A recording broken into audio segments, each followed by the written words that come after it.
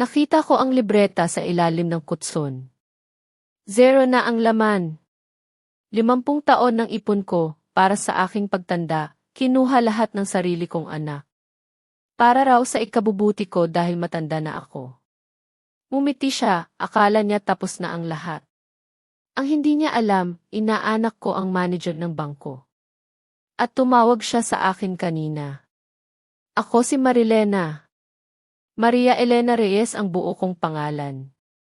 45 taon na ako ngayon. Ako ang presidente at CEO ng Reyes Group of Companies. Isang malaking negosyo dito sa Manila. Minana ko ito sa aking yumaong ama, si Don Emilio Reyes. Akala ko napaka-perpekto ng aking buhay. Napakalaki ng aming bahay sa Forbes Park. Punong-puno ng pagmamahal. Kasama ko ang aking asawa. Si Ricardo Buenavista. Isang umaga, payapa ang lahat. Sariwang hangin ang humahalik sa aming bintana. Mainit ang kape ko. Nakatingin ako sa aming malawak na hardin. Bigla, umalingaw-ngaw ang sirena ng mga pulis. Sa labas mismo ng aming bakuran. Nakakabasag ng katahimikan. Nagulantang ang buong Forbes Park. Parang kidlat na tumama sa kalagitnaan ng araw. Nanginginig ang kamay ko. Nahulog ang tasa. Sumigaw ang mga katulong. Nagtakbuhan sila. Ang puso ko. Parang gustong kong mawala. Maria Elena Reyes, ikaw ay arestado, may malakas na tinig na nagsalita. Isang opisyal. Matapang ang kanyang mukha. Itinuro ako. Pakiramdam ko nawalan ako ng kulay. Nagulantang. Ano po iyan? Arestado. Anong ginawa ko, opisyal? Siguro po may pagkakamali. Ang sagot niya. Malupit. Ikinakaso ka sa salang embezzlement at money laundering. Halos 500 milyong pesos ang halaga. Mayroon kaming matibay na ebidensya. Sumama ka sa amin. Ngayon na. Pakiramdam ko, gumuho ang mundo ko. Embezzlement. Money laundering. Ang mga paratang na iyon. Ang babasura. Buong buhay ko, pinangalagaan ko ang iniwan ni Papa. Nang buong integridad. Kahit kailan. Hindi ko ginalaw ang kahit isang kusing para sa pansarili kong interes. Sa gitna ng kaguluhan, nakita ko si Ricardo. Kakababa lang niya mula sa itaas. Nakasuot ng mamahaling suit. Ang paborito niya. Lumapit siya. Tila may pag-aalala sa mukha. Lumuhod. Nagmamakaawa sa mga pulis. Opisyal, nagkakamali po kayo. Hindi kayang gawin ng asawa ko ang ganoong bagay. Pakisuri niyo muli ang inyong ebidensya. Lumapit siya sa akin. Niyakap ako. Mahigpit. Ang boses niya. Basag. Hindi, huwag kang mag-alala. Kukuha ako ng pinakamahusay na abogado. Magpakatatag ka lang. Pero may kakaiba. Sa yakap niya. Hindi nanginginig ang katawan niya. Malakas. Regular ang kanyang paghinga. Hindi tulad ng puso kong gustong kumawala. Ang pagiging kalmado niya. Sumasalungat sa kanyang mga salita. Biglang pinaghiwalay kami. 2 pulis. Kinapitan ang aking mga braso. Malamig. Kumalansing ang posas. Masakit. Nawala ang aking kalayaan. Kinakalagkad ako palabas. Patungo sa pintuan. Napalingon ako kay Ricardo. Ricardo. Doon ko nakita. Ang pagbabago sa mukha niya. Ang pag-aalala at luha. Naglaho. Parang binura. Hinilan niya ang kanyang suit. Dahan-dahan. Ang mga sulok ng kanyang labi. Umangat. Isang ngiti. Ngiti ng kasiyahan. Kumindat siya. Isang kindat. na tila nagsasabing, "Enjoy your new home, mahal. Ang kayamanan mo, akin na." Gumuho ang lahat. Hindi ito pagkakamali. Hindi ito paninira. Isa itong bitag. Maingat na ginawa ng lalaking pinagkatiwalaan ko ng buong buhay ko. Upang agawin ang lahat. Kinakalagkad ako papunta sa van ng pulis. Masikip. Madilim. Sa maliit na bintana. Nakita ko ang mga kapitbahay. Nagtitipon. Nagbubulungan. Mga tingin ng paghamak. Paghatol. Umandar ang sasakyan. Iniwan ang aming marangyang bahay. Isa na lang itong alaala. Sa loob ng van. Bumuhos ang aking mga luha. Hindi na dahil sa takot, kundi sa sakit ng pagtataksil. Nagsisikip ang dibdib ko. Ngunit sa gitna ng lahat, humigpit ang aking mga kamao. Kahit nakaposas, sumumpa ako sa aking puso. Ito na ang huling patak ng luha na ibubuhos ko para sa lalaking iyon. Nang ilabas ako sa van, papasok sa selda. Malamig. Madilim. Nakita ko si Officer Mang Nestor. Isang matangkad. Matipunong lalaki. May makapal na bigote. Nagsasalubong ang mga kilay. Kilala siya bilang pinakamahigpit. Walang kinikilingan. Tinitigan niya ako. Matagal. Pagkatapos ay lumapit siya. Dahan-dahan. Bumulong siya. Nasa gilid ko. Sa gabi ngayon, magsisimula na ang plano. Naguguluhan ako. Ngunit sa likod ng pagkalito, may kung anong liwanag. Sa dilim ng aking isip, ito ba ay pag-asa? O isa lamang panaginip ako si Marilena? Mahigit 6 na po na ako ngayon. Akala ko, basta mapalaki ko lang ang aking mga anak, wala na akong pagsisisihan sa buhay na ito. Ngunit may isang araw, na-realize ko, may mga bagay, hindi lang basta ibigay, ay babalik sa'yo. Narito ako ngayon. Sa kulungan. Ang amoy ng amag at dumi. Bumabalot sa akin. Nanginginig ang aking mga kamay. At habang tinititigan ko ang malamig na pader. Ang aking isip. Nagbalik sa nakaraan. Sa mga araw na akala ko. Kumpleto ang lahat. Ang Reyes Group of Companies. Ito ang buhay ko. Ang pamanang iniwan ng aking yumaong ama. Si Don Emilio Reyes. Isang haligi ng integridad at kabutihan. Hindi lang siya isang ama. Siya ay isang guro. Isang inspirasyon. Siya ang nagturo sa akin na ang tunay na yaman ay hindi nasusukat sa salapi, kundi sa karangalan at sa paglilingkod sa kapwa. Mula sa wala, itinayo niya ang aming imperyo. Hindi sa pamamagitan ng panlilinlang, kundi sa pawis at tiwala.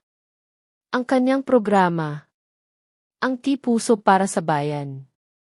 Tinulungan nito ang libu-libong Pilipino sa mga libreng operasyon at serbisyong medikal. Noon, si Ricardo Buenavista. Isang empleyado lamang. Ngunit may pambihirang talino at ambisyon. Nakita ni Papa ang potensyal niya. Pinagkatiwalaan. Itinaas niya si Ricardo mula sa isang simpleng posisyon tungo sa pagiging senior manager. Marilena, ang batang iyan. May kinabukasan. Bigyan mo ng pagkakataon, ang sabi ni Papa sa akin. May ngiti. Sa bawat pagtaas ng posisyon ni Ricardo, sumabay din ang pag-usbong ng aming pagmamahalan. Si Ricardo. Napakamaamo. Napakabilis magsalita ng matatamis na salita. Sa tuwing nag-aaway kami, lagi siyang may bulaklak o isang sorpresa. Akala ko. Nakita ko na ang lalaking makakasama ko habang buhay.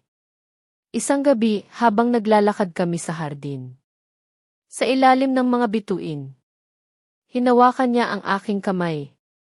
Marilena, mamahalin kita. Habang buhay. Pangako. Ang mga salitang iyon. Parang musika. Sa aking pandinig. Lubos akong nagtiwala. Ngunit hindi lahat. Naging masaya. Sa aming pagmamahalan. Si Aling Flora. Ang aking matagal ng sekretarya. Siya rin ang naging katuwang ni Papa. Simula pa noong simula. Parang nanay ko na siya. Minsan. Habang nagkakape kami. Hindi, ang sabi niya. Masyadong mabilis si Ricardo. Masyado niyang nakikita ang halaga ng bawat bagay. Hindi ang halaga ng tao. Ikinuwento niya. Minsan daw. Nakita niya si Ricardo. Tahimik na binibilang ang pera. Habang nagbabasa ng balita. Tungkol sa mga trahedya. Sa halip na magpakita ng awa. Naalala ko. Nagtawa lang ako noon. Aling Flora, ganyan lang talaga ang mga businessman. Practical. Ang pag-ibig ko. Naging bulag. Ikinasal kami. Sa isang ingranding kasal. Sa isang simbahan. Punong-puno ng mga panauhin. Pamilya at kaibigan. Ang buhay namin. Parang panaginip. Pagkamatay ni Papa. Ako ang pumalit sa kanya. Sa Reyes Group of Companies. Ako ang sisi.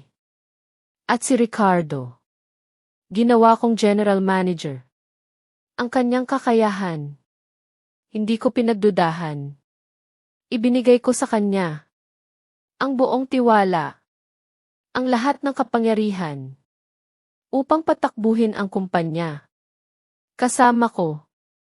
Akala ko. Pinagsama namin ang aming mga pangarap. Para sa iisang hinaharap. Ngunit may mga maliliit na senyales. Na hindi ko pinansin. Si Ricardo. Dahan-dahang lumayo. Sa mga gawain. Tungkol sa pagtulong sa komunidad. Hindi na niya pinansin. Ang Tipuso para sa Bayan na programa. Nalikha ni Papa. Lagi niyang sinasabi. Mas mahalaga ang kita. Marilena. Kailangan nating kumita. Nang mabilis. Noon. Akala ko. Stress lang. Sa trabaho. Ngayon. Naiintindihan ko. Iyon pala. Ay ang simula ng kanyang tunay na kulay. Ang simula ng aking bangungot. Ang bawat oras sa loob ng detention. Para akong nakakulong sa isang lumang bote. Na may masamang amoy. Ang amoy ng pawis. At murang panlinis ng sahig. Nagsasama. Sa aking ilong. Ang katawan ko. Masakit. Kahit walang ginawang pisikal. Ang kulay orange na damit. Mahapdi sa aking balat. Ang dating sutlang damit ko. Alaala na lang. Wala akong tulog. Ang mukha ko. Namumutla. Ang mga pader ng selda ko. Malamig. At tahimik. Nakaupo ako sa isang malamig na upuan. Nanginginig ang aking mga kamay. Nanginginig ang buong katawan ko. Lumipas ang mga araw. Na parang walang katapusan. Ang bawat sandali. Puno ng pag-iisip. Kung paano ako napunta rito. At kung bakit. Bakit nangyari ito sa akin? Isang araw. Bumukas ang pintuan. Nang may kalansing. Akala ko. Si Abogada Elena Santos. Ang matagal ng abogado ng aming pamilya. Na parang nanay ko na rin. Ngunit hindi. Si Ricardo. Nakita ko siya. Sariwa. Maayos. Ang mamahaling kolog niya. Humaplo sa aking ilong. Parang nanunukso. Sa amoy ng piitan. Umupo siya. Sa harap ko. May pakiramdam akong hindi siya tumingin sa akin. Na may pagmamahal. Kundi parang isang nasirang paninda. Walang pagbati. Walang tanong kung kumusta ako. Inilapag niya ang isang makapal na folder. Sa mesa. Kumalansing. Sa katahimikan. Tirahan mo ito, ang sabi niya. Walang emosyon. Inilapit niya sa akin ang isang mamahaling ballpen. Naguguluhan ako. Ano ito, Ricardo? Nasaan si Abogada Santos? Ipinasabi ko na sa gwardiya. Simula nang dumating ako. Bakit hindi siya dumating? Ngumiti siya. Isang tuyo. Mapanghamak na tawa. Nag-inat siya. Sa kanyang upuan. Mayabang. Abogada Santos. Ang matandang iyon. Hindi siya darating. Marilena. Hindi ngayon. Hindi bukas. Malamang. Kahit kailan. Napakasakit ng aking puso. Ano ang ibig mong sabihin? Siya ang abogado ng pamilya natin. Sinabi ko sa mga opisyal. At sa mga investigador. Na nahihirapan ka. Sa shock. At ayaw mong makita ang sinuman. Maliban sa iyong asawa, ang sagot niya. Walang pakialam. Naglaro pa siya. Sa dulo ng kanyang kurbata. At isa pa. Kumuha ako ng bagong abogado para sa iyo. Isang abogado. Na siyempre. Para sa akin nagtatrabaho. Hindi para sa iyo. Gulat ako. Hindi makapaniwala. Nawala. Ang koneksyon ko. Sa labas ng mundo. Para akong ibon. Na may sirang pakpak. Nakakulong. Sa isang silid na walang tunog. Halimaw ka, Ricardo. Ikaw ang demonyo, ang bulong ko. Nanginginig ang boses. Pinipigilan ang galit. Ano ang laman ng folder na iyan? Gusto mong nakawin ang kumpanya, hindi ba? Matalino, ang sabi niya. Sarkastiko. Ito ay power of attorney.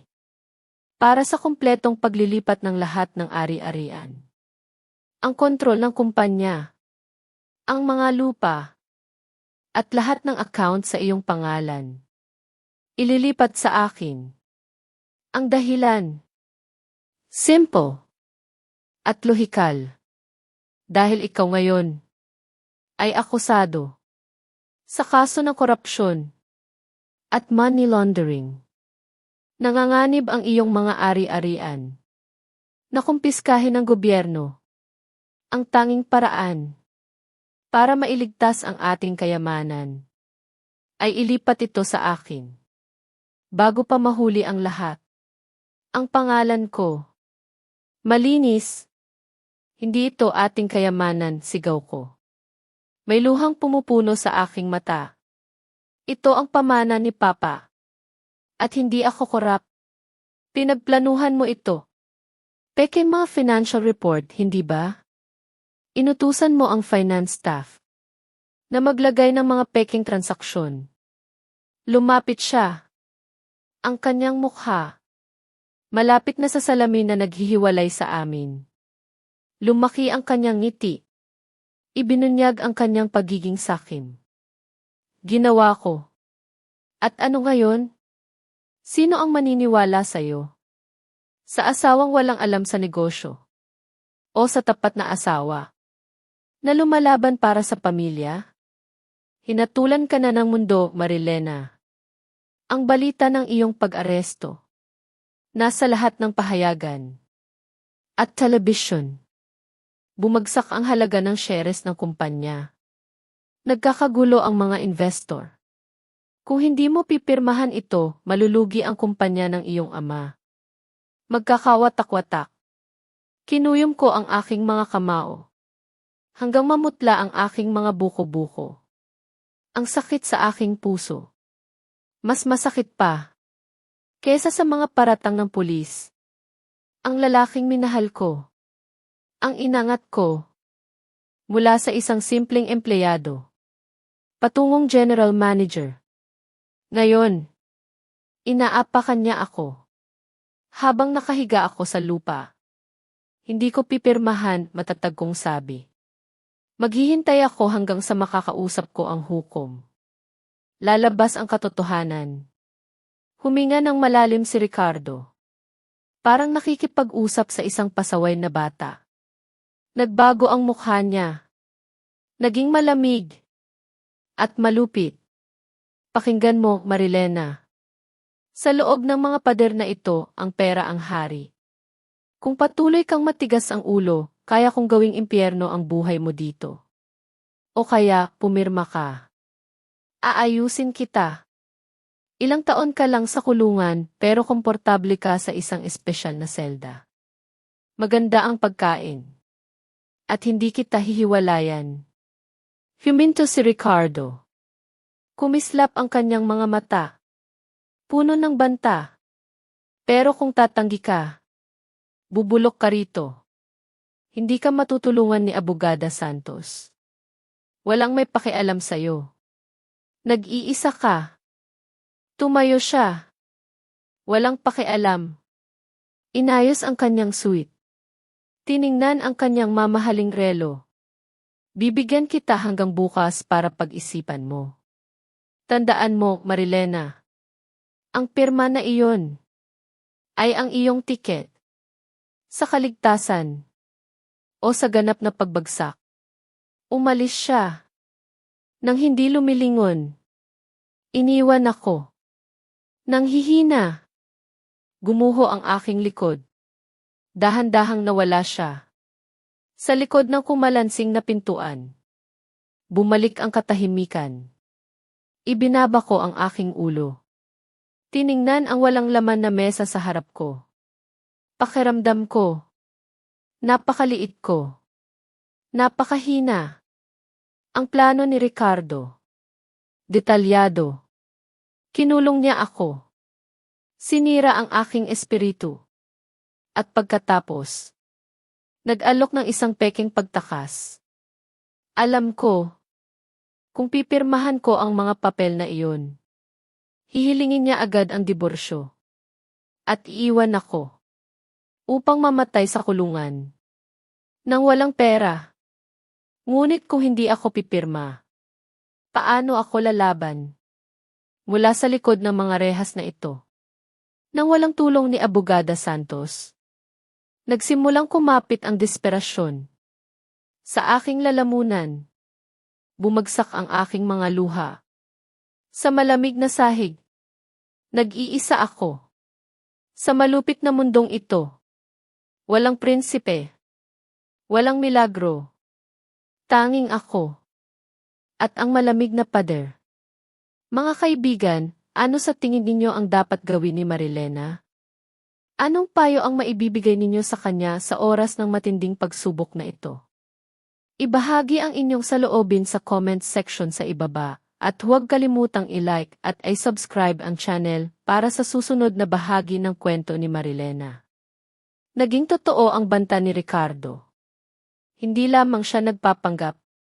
Pinatunayan niya ang kanyang kapangyarihan. Mga bandang 2:00 ng madaling araw. Halos hindi pa ako nakakatulog. Sa isang ordinaryong selda. Na sa akin ay napakaterible na. 2 babaeng gwardiya. Na may matatalim na mukha. Ang sumulpot. Walang imik. Inutusan nila akong pulutin ang aking kaunting gamit. Dinala ako. Sa isang mahaba, malalim na pasilyo. Mas lalo itong dumilim. At naging mamasa-masa. Habang naglalakad kami. Ang dulo ng aming paglalakbay ay isang mabigat na pintuan. Nagawa sa kalawangin na bakal. Nasa seksyon ng isolation. Ito ang lugar na kinatatakutan ng lahat ng bilanggo. Isang lugar kung saan ang lakas ng isip ng isang tao ay sinusubok hanggang sa dulo nang magsara ang pintuan at nakakandado. Mula sa labas, ganap na dilim ang bumalot sa akin. Walang ilaw, tanging isang mahinang sinag ng buwan ang sumasayaw mula sa isang maliit na vent sa napakataas na kisam. Ang selda, napakaliit at amoy amag. Isang pinaghalong amoy ng lumot at hangin na hindi kailanman nalilinis. Walang kama, tanging malamig na sementadong sahig ang bumabaon sa aking mga buto. Lumipas ang mga araw nang hindi ko alam kung gaano nakatagal. Hindi ko alam kung mainit o umuulan. Sa labas, ang tanging pagkain na natatanggap ko ay kaunting tuyong tinapay at matubig na sabaw na ipinapasok sa isang maliit na siwang sa ilalim ng pintuan. Walang nakikipag-usap sa akin. Ang katahimikan doon, napakabingi. Nagsimulang sirain ang aking katinuan. Ang mukha ni Ricardo. Nakangisi. Binabagabag ako. Sa bawat madilim na sulok ng selda. Ang mga salita niya. Umalingaw-ngaw sa aking tenga. Parang sumpa. Bubulok ka rito. Nag-iisa ka. Ang gutom. Ang ginaw. At ang kalungkutan. Nagsimulang magpabilis ng aking isip. Sa mga bagay na hindi makatwiran. Siguro. Tama si Ricardo. Siguro. Walang silbi ang paglaban. Kung pipirmahan ko. Kahit paano. Makakalabas ako. Sa butas ng daga na ito. At makita muli. Ang araw. Nagsimulang gumuho. Ang aking mga depensa. Pakiramdam ko. Napakaliit ko. Napakahina. Ang kagustuhang sumuko. Napakatindi. Dinidiin nito ang aking dibdib. Humahagulhol ako. Nang walang tigil. Sa malamig na sahig. Mga luha. Ng desperasyon. At pagod. Wala nang natira. Walang liwanag. Walang pag-asa. Walang silbi. Ang paglaban. Ang lahat ng pinaghirapan ko. Para lang. Makita itong masira. Sa harap ng aking mga mata. Ang pag-ibig. Naging isang matalim na kutsilyo. Ang tiwala. Naging isang bitag. Napagdesisyonan ko. Sa kinaumagahan. Tatawagin ko ang gwardiya. At hihilingin na makausap si Ricardo. Upang pirmahan ang mga lintik na papel na iyon. Tatanggapin ko na ang aking kapalaran. Upang makalabas. Sa impyernong ito. At makita muli. Ang sinag ng araw. Ngunit. May ibang plano. Ang tadhana. Para sa gabing iyon. Narinig ko. Ang mabibigat na yabag. Lumalapit. Sa aking selda. Iba. Sa karaniwang yabag. Ng mga gwardiya. Isang matalim na kalansing. Ng metal. Sa metal. Nang umikot ang susi. Sa kandado. Dahan-dahang bumukas. Ang mabigat na pintuan. Nagawa sa bakal. Inihayag ang anino. Ng isang matipunong lalaki. Na humaharang. Sa kaunting ilaw. Ng pasilyo. Humakbang ako paatras. Takot na takot. Sumandal sa malamig na pader. Niyakap ang aking mga tuhod. Nanginginig. Ito ba ay isang lalaki na ipinadala ni Ricardo? Para pahirapan ako. Humakbang papasok. Ang lalaki. May dalang tray ng pagkain. Sa malabong ilaw ng pasilyo, nahayag ang kanyang mukha. Siya si Officer Mang Nestor. Isa sa pinakakinatatakutang matataas na gwardiya. Ang kanyang matatalim na mukha at malalim na kunot noo. Nagpapakita na hindi siya basta-basta. Ang kanyang makapal na bigote at matalas na tingin. Nagpapayuko sa pinakamatitigas na bilanggo. Kilala si Officer Mang Nestor bilang isang taong may prinsipyo at napakahigpit. Inilapag ni Officer Mang Nestor ang tray ng pagkain. Sa sahig, may tunog na nagpagulat sa akin. Kumain ka, ang utos niya. Sa isang malalim, walang emosyon na boses. Hindi ako nangahas sumagot. Tumango lang ako.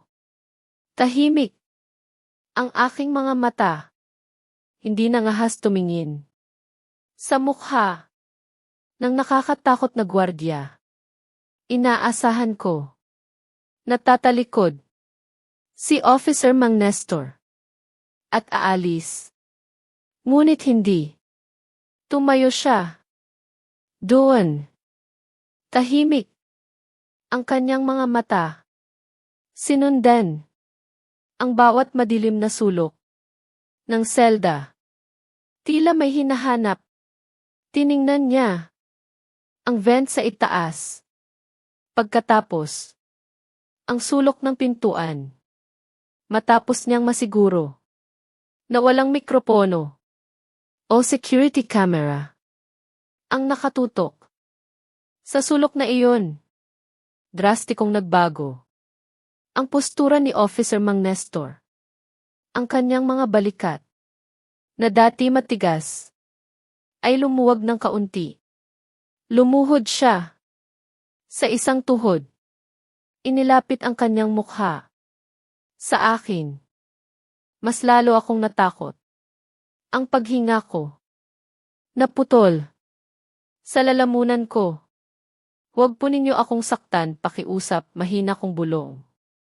Itinuro ni Officer Mang Nestor ang kanyang hintuturo sa kanyang labi.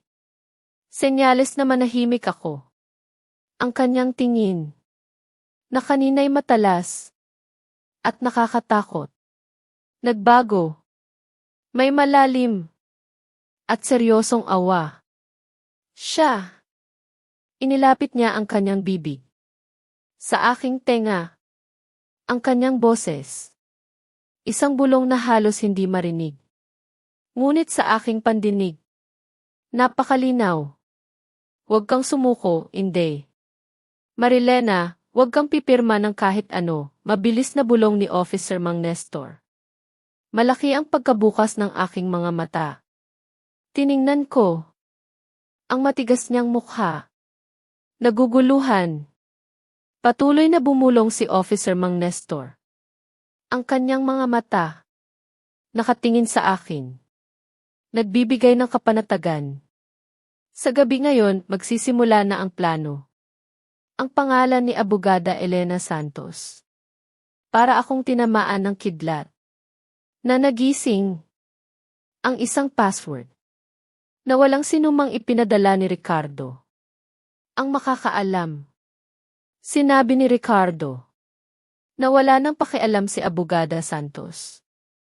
Ngunit ang gwardyang ito, ang mukhang pinakanakakatakot, nagdala ng mensahe mula sa kanya bago pa ako makapagtanong. Muling tumayo si Officer Mang Nestor. Ang kanyang mukha muling naging bakal. Malamig. Walang emosyon. Tapusin mo ang pagkain mo. At huwag kang magulo sa mga gwardiya, bigla niyang sigaw. Mila.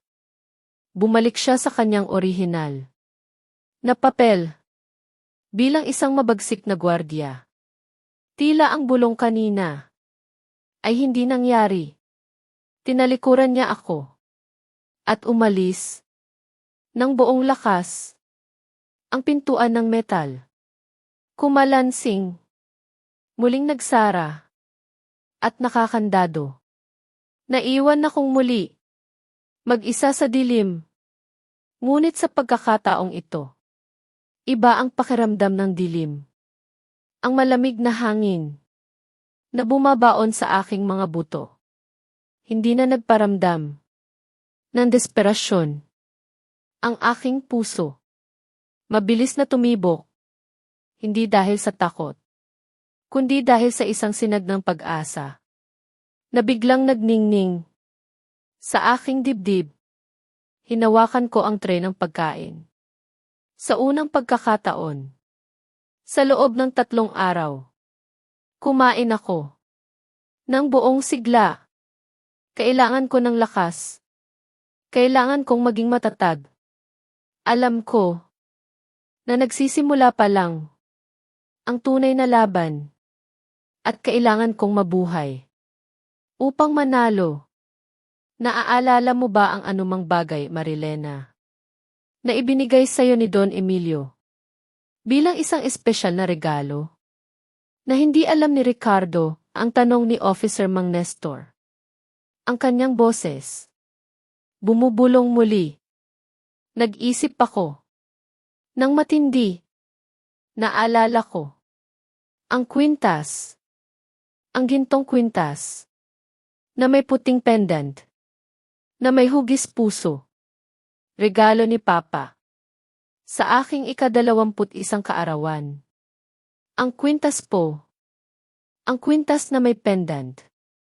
Gawa sa puting ginto. Iyon ba? Ay isang simpleng alahas lang, bulong niya. Umiling ako. Hindi opisyal. Sa loob niyan. May nakatagong microchip ng memorya. Espesyal na disenyo ni Papa. Lahat ng orihinal na datos. Ng mga financial report. Bago manipulahin ni Ricardo. Mga kopya. Kinaumagahan, medyo nagbago ang karaniwang routine sa isolation section. Hindi na ang babaeng gwardiya ang nagdala ng almusal. Kundi muli si Officer Mang Nestor. Sa pagkakataong ito, dumating siya sa ilalim ng dahilan ng isang rutinang inspeksyon ng mga selda. Ang tunog ng kanyang batuta na tumatama sa mga rehas na bakal ay matalim at nagbabanta. Nakakatakot sa iba pang bilanggo sa seksyon. Umalis ka.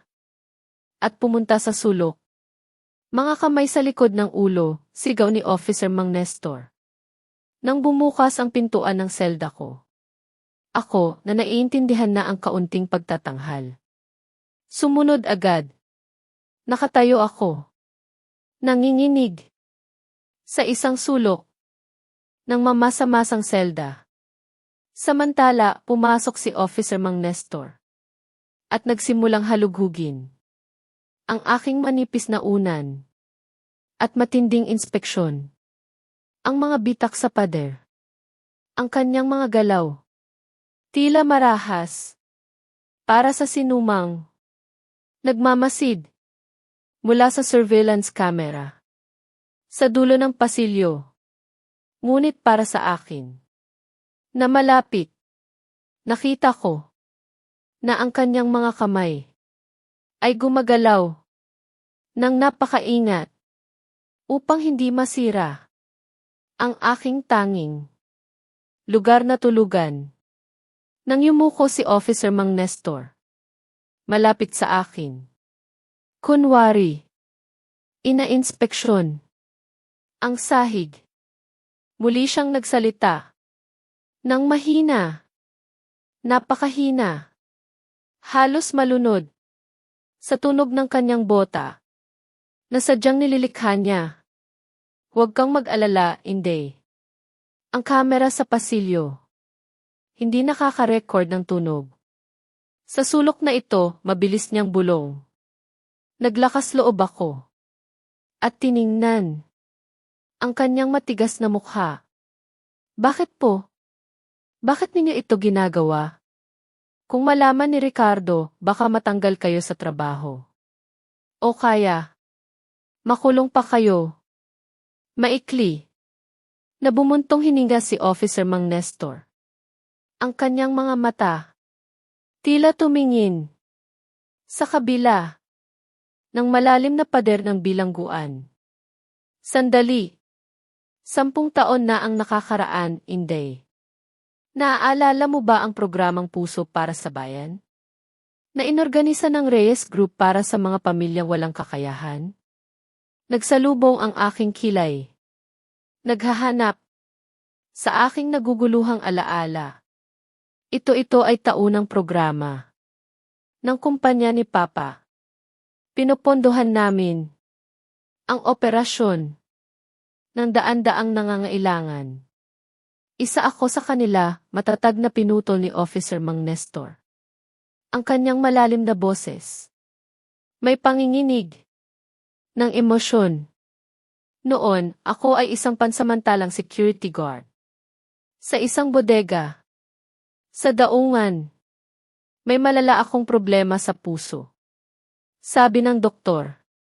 Kung hindi ako agad. Sasailalim sa coronary bypass operation. Mamamatay ako.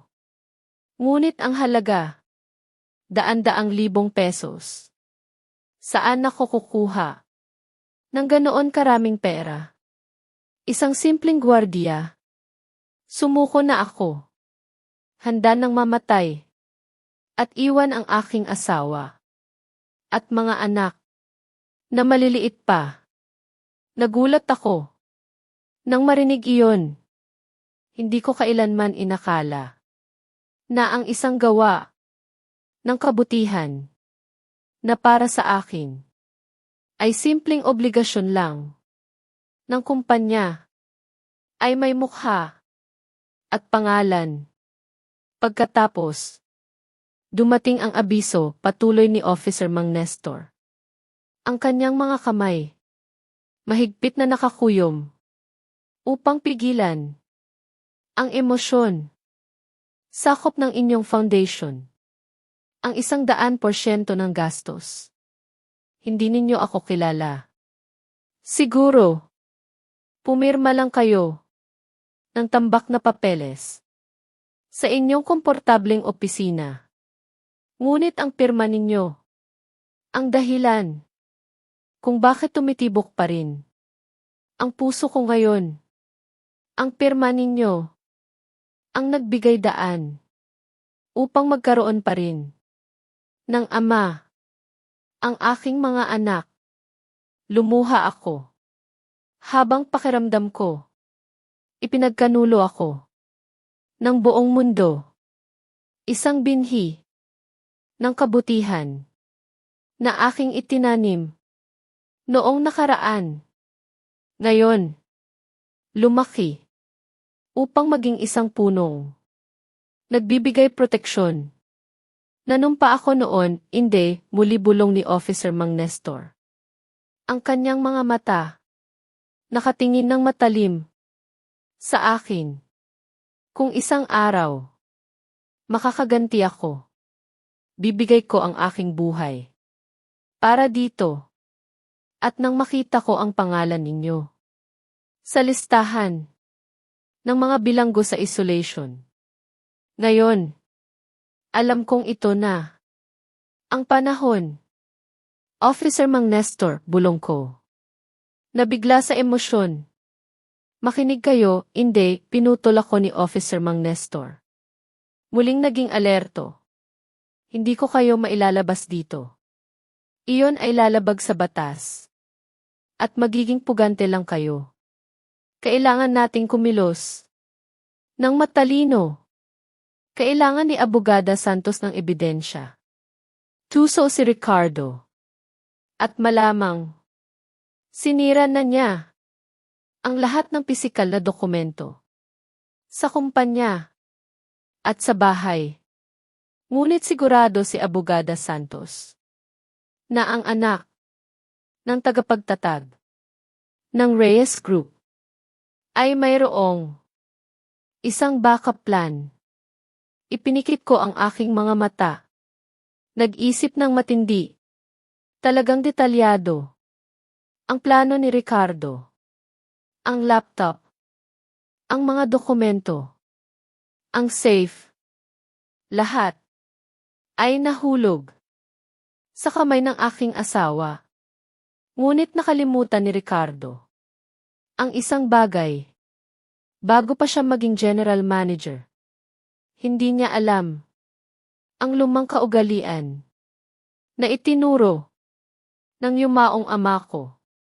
Laging itago ang pinakamahalagang susi sa pinakamalapit sa tibok ng iyong puso. Ang kwintas, bulong ko.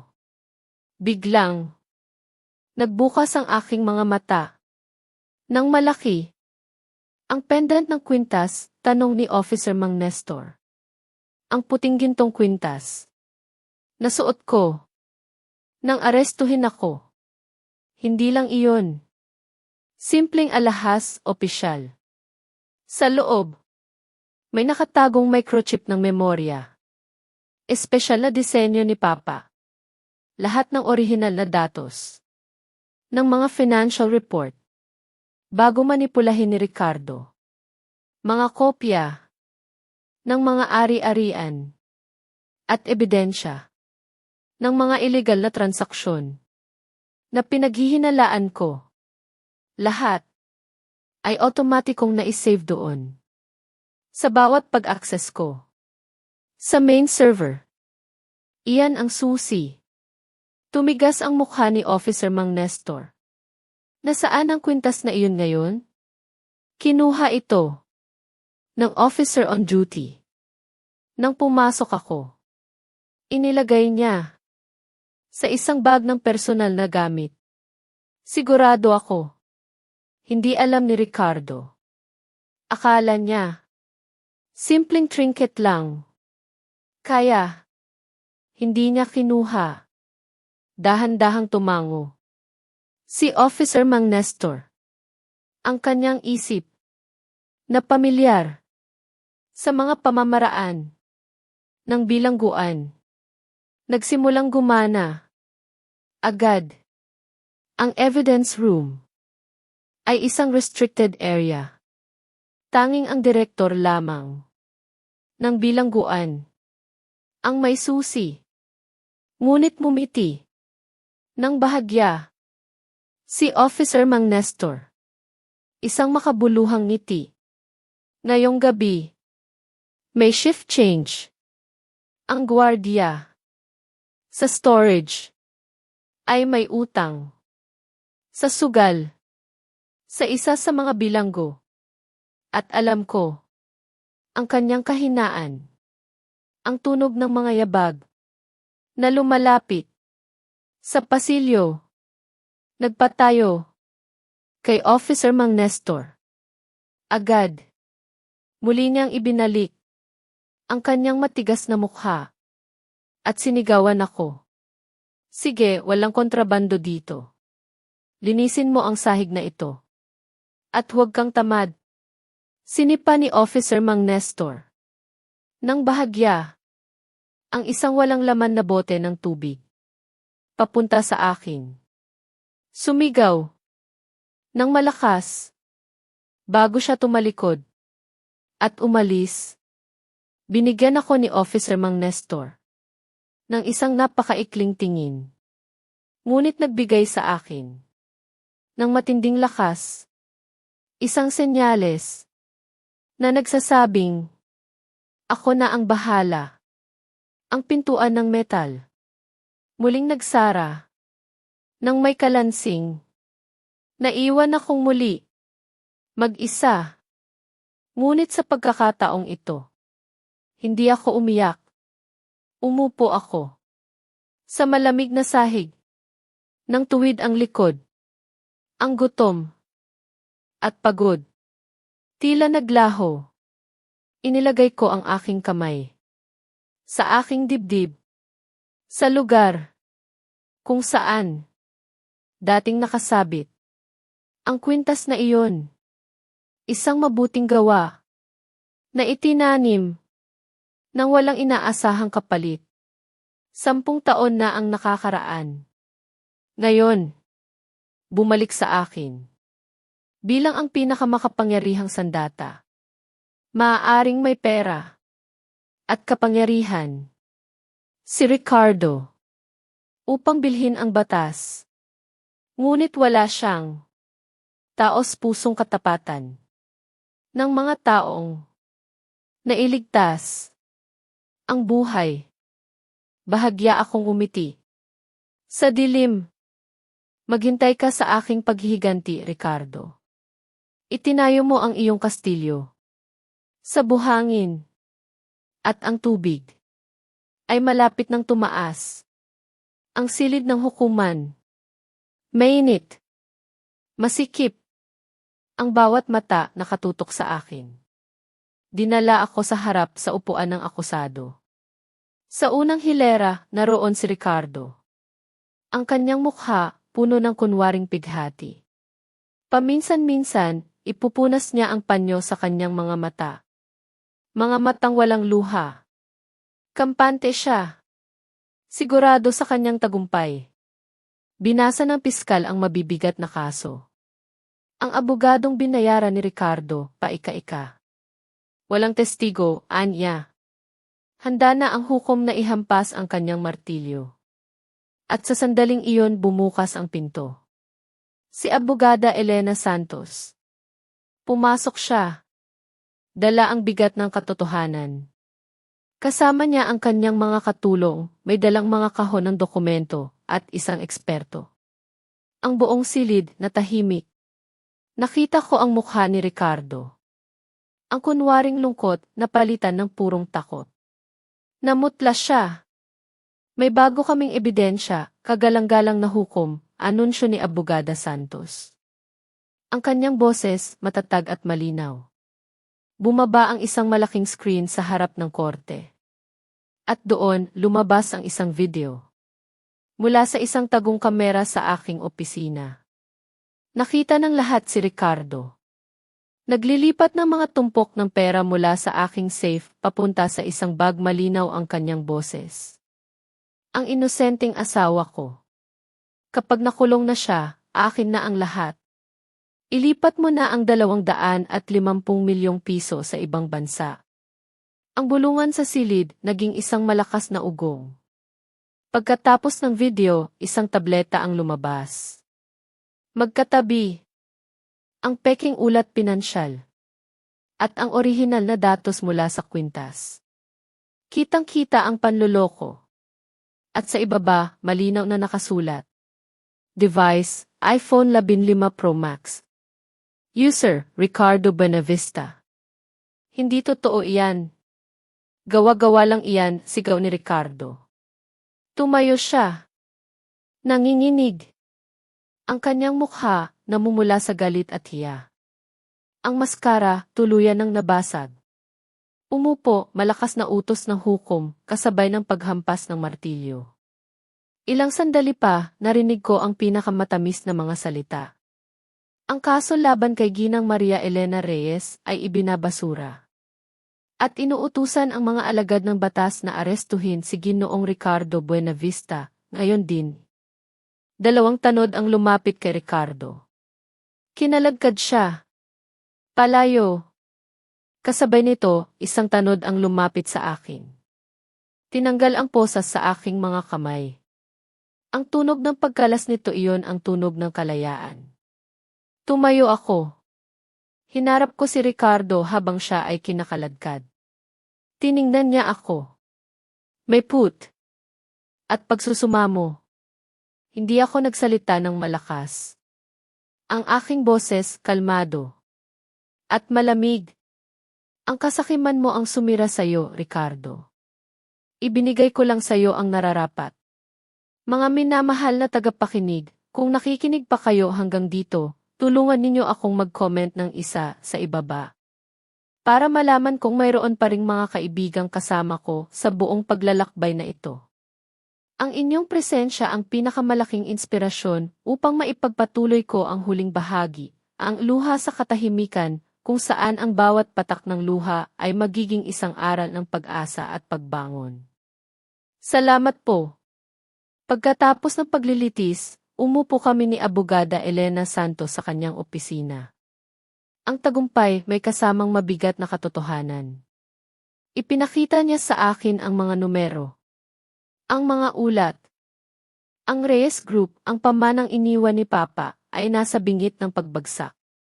Ang pera na ninakaw ni Ricardo. Ang pagbagsak ng halaga ng aming kumpanya.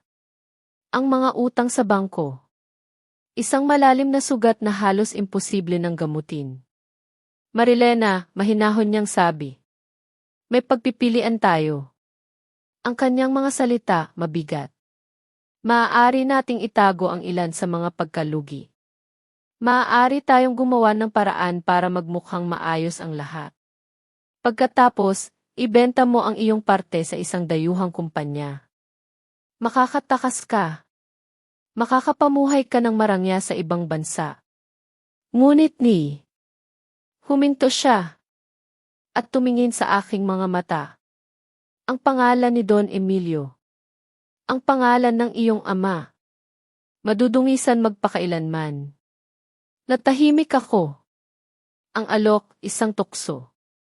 Isang madaling daan palabas sa bangungot na ito. Walang gulo. Walang sakit ng ulo.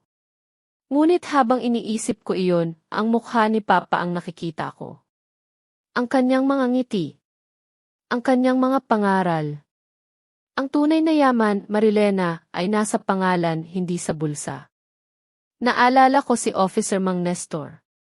Ang kanyang katapangan. Ang kanyang utang na loob. Naalala ko si Aling Flora. Ang kanyang walang sawang katapatan. Sila at ang daan-daang empleyado na umasa sa amin. Paano ko sila tatalikuran?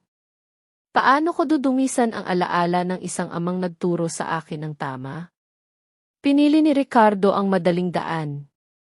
Pinili niya ang yaman kaysa sa karangalan. At ngayon, nasa kulungan siya. Hindi ako magiging tulad niya. Tumingin ako kay Abogada Santos. May apoy sa aking mga mata. Hindi ako tatakas, Abogada. Haharapin natin ito. Ang aking boses hindi nanginginig. Ibubunyag natin ang lahat ng katotohanan. Ibenta man natin ang lahat ng aking personal na yaman. Ang bahay, ang mga alahas, ang mga sasakyan. Lahat. Ibubuhos ko para takpan ang mga utang at muling buhayin ang kumpanya. Mas gugustuhin kong maging mahirap na may malinis na konsensya, kaysa maging mayaman na nabubuhay sa anino ng kasinungalingan. Nakita ko ang pagpatak ng luha sa mga mata ni Abogada Santos. Niyakap niya ako. Mahigpit. Ang iyong ama, bulong niya. Tiyak na ipinagmamalaki ka niya ngayon. Nang hapong iyon, nilisan ko ang korte. Hindi ako umuwi sa mansyon sa Forbes Park. Iyon ay isa na lamang alaala.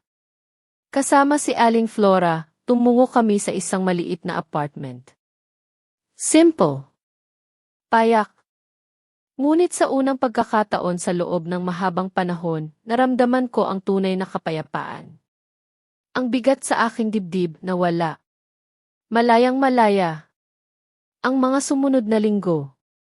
Ang pinakapagod. Ngunit, sa parehong oras, ang pinakakapayapa. Para sa akin. Tapat sa aking pangako. Kay Abogada Elena Santos. At sa aking sariling konsensya. Nagsagawa ako ng isang ganap na paglilinis. Hindi ko gusto na kahit isang kusing ng maruming pera o mga utang ang bumigat sa karangalan ng aking ama, ang aking mahahalagang ari-arian ay ibinenta isa-isa ang mga mamahaling sasakyan na dati mayabang na nakahanay sa aking garahe. Ngayon ay may bago ng may-ari. Ang mga alahas na diamante, ang mga designer bags, at maging ang aking personal na investment shares. Lahat ay naibenta. Ang pinakamataas na punto ay nang ilagay ang isang karatula ng tea sale sa harap ng mga gate ng aking marangyang villa. Ang bahay, tahimik na saksi ng isang peking kaligayahan at masakit na pagtataksil.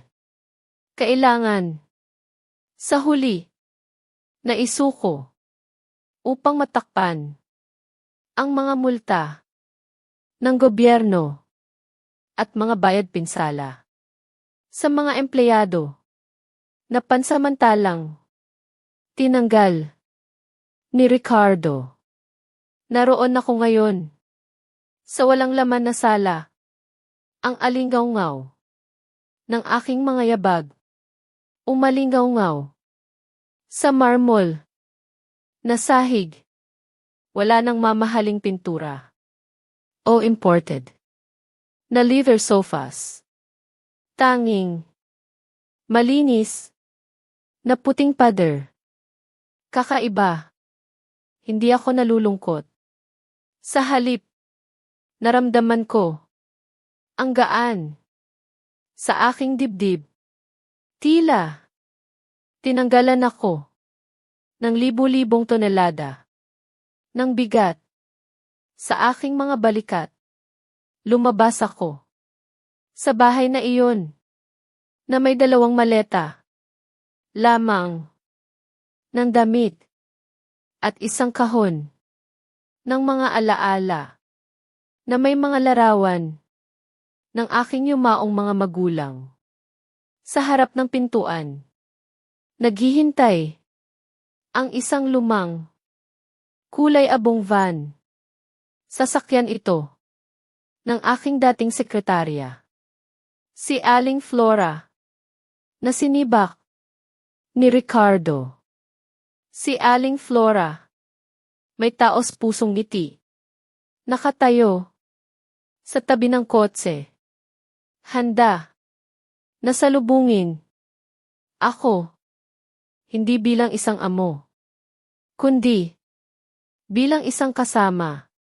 Handa na bang magsimula ng bagong buhay? Hindi, tanong ni Aling Flora.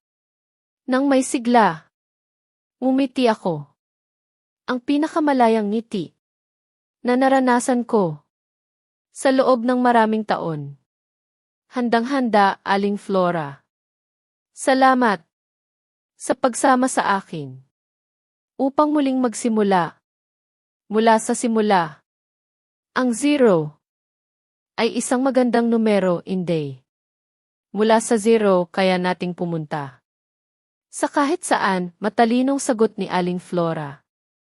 Habang nagsisimula ako ng bagong buhay sa isang simpleng inuupahang bahay sa labas ng lungsod, si Ricardo ay nakakaranas ng kabaliktaran ng hapong iyon sa likod ng bakuran ng opisina ng piskal.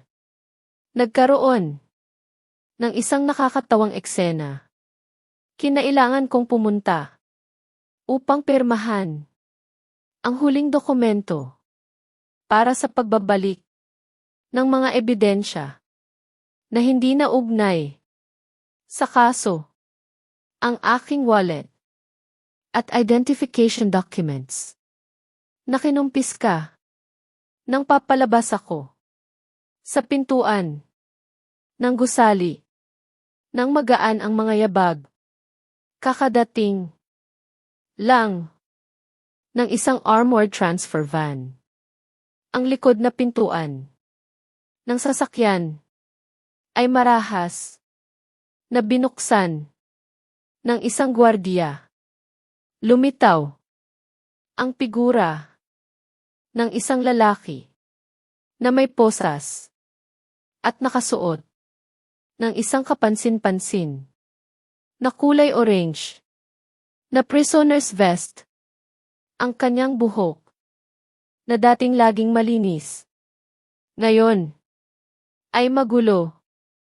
Ang kanyang mukha na natatakpan ng balbas ay payat At ang kanyang mga mata, malalim, na nakausli, dahil sa kakulangan ng tulog.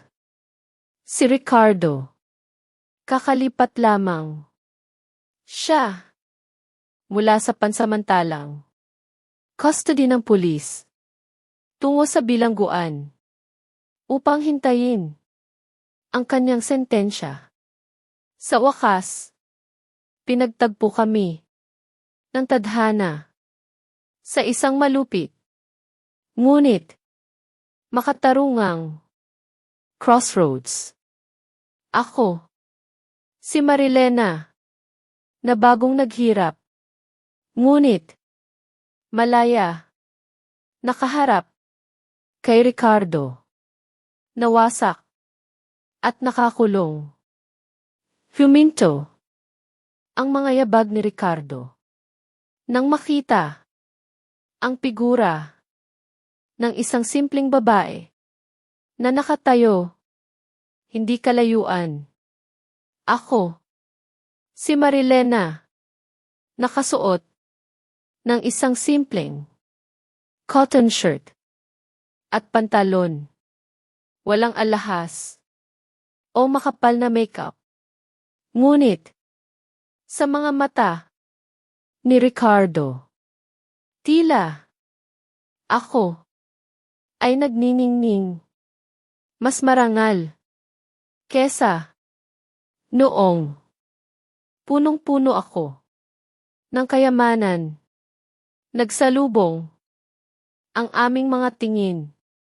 Sinubukan ni Ricardo na lumaya mula sa kapit ng gwardiya. Sinubukang lumapit sa akin. Marilena, Marilena, tingnan mo ako, sigaw niya. Sa basag na boses, isang desperadong pinaghalong galit at pagmamakaawa. Masaya ka na ba? Masaya ka na bang makita ang asawa mo na ganito? Sinira mo ang buhay ko. Hindi ako umatras. Tumayo ako ng matatag, nakatingin direkta sa lalaking minsan kong minahal ng isang malamig na tingin. Walang sumasabog na put. Tanging isang malamig na awa. Hindi ako ang sumira sa'yo, Ricardo, kalmado kong sagot. Ang boses ko, malinaw, sa gitna ng hangin. Ang sarili mong kasakiman. Ang gumawa niyan. Ibinigay ko lang sa'yo. Ang nararapat. Ang mga kahihinatnan. Ako ang asawa mo. Dapat. Pinagtanggol mo ako. Sana. Nagkasama tayong tumakas. Bobong babae, mura ni Ricardo. Muling bumalik sa kanyang tunay na kalikasan. Nang ma-corner, dahan-dahan akong umiling.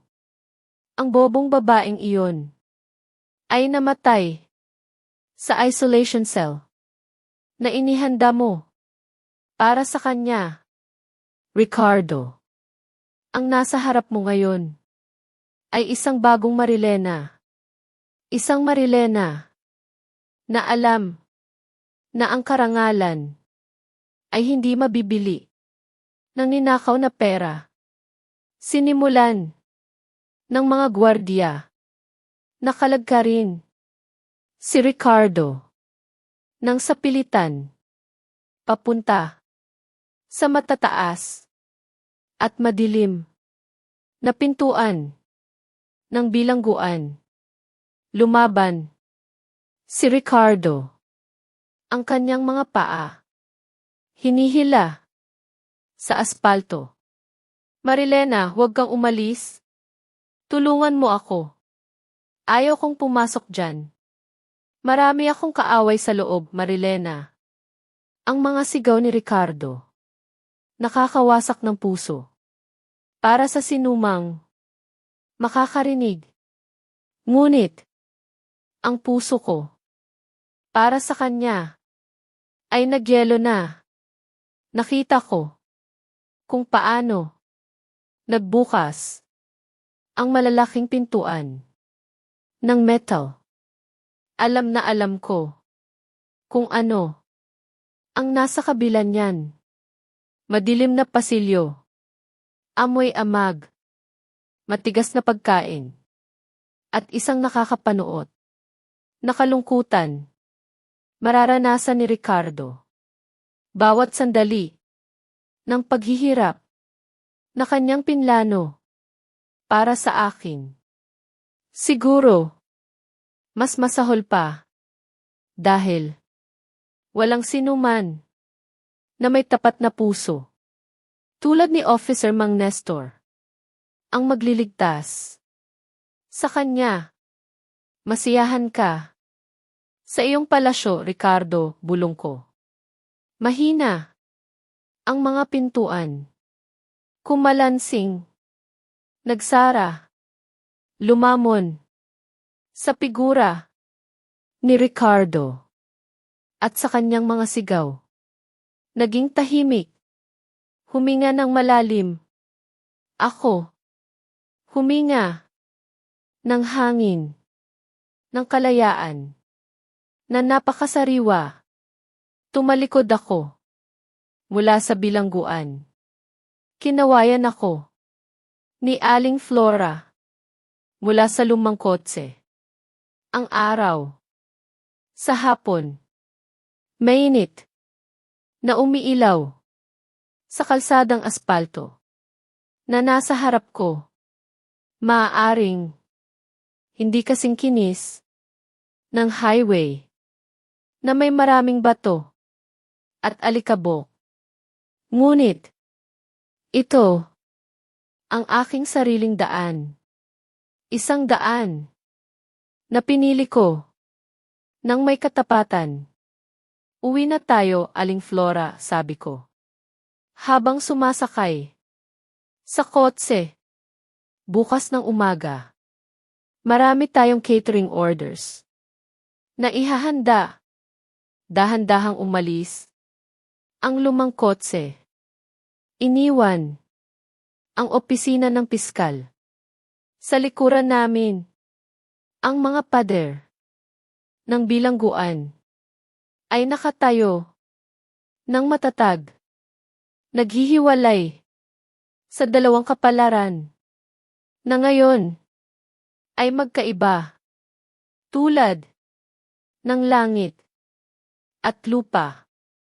Ang asawa. Na nawalan. Ng kanyang kayamanan. Ngunit. Nabawi. Ang kanyang kaluluwa. At ang asawa. Na humabol. Sa kayamanan. Ngunit. Nawala. Ang lahat. Kasama. Na rin. Ang kanyang sarili. 2 taon na. Ang lumipas. Simula nang. Kumalansing. Ang martilyo. Ng hukom. At. Naghiwalay. Ang mga pintuan. Ng bilangguan. Sa 2 magkaibang kapalaran. Ang panahon. Ay nagpatuloy. Sa kanyang sariling takbo. Pinagaling. Ang mga sugat. Ng mga handang tumanggap. At. Ikinintal. Ang mas malalim. Na pagsisisi. Sa mga sakim.